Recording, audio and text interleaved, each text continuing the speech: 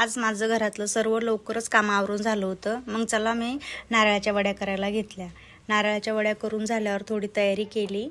मेशोवरून ड्रेस मागवला होता तर तो ड्रेस ट्राय करू म्हटलं तर मग तो ड्रेस पण ट्राय करायला लागली.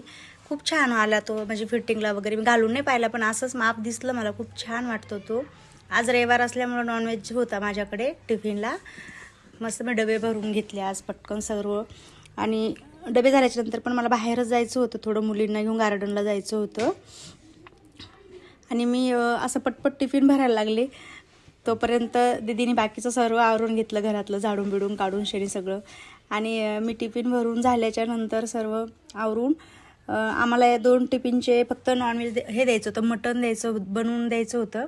ते मटणची भाजी पण तयार झालेली होती. मी पूर्ण टिफिन भरून ती मटणची भाजी त्यांना लेट द्यायची होती म्हणून थोडीशी ती उशिराच झालेली होती.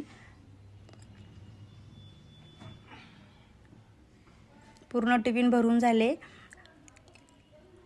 हे बघा, मी मटणची भाजी वेगळी बनवलेली आहे 2 मुलांची, ती मला पार्सल द्यायची आहे. ते थोडे उशिरा येणार होते म्हणून मी डब्यात भरलेली नाही आहे, ती अशीच कुकरमध्ये ठेवली.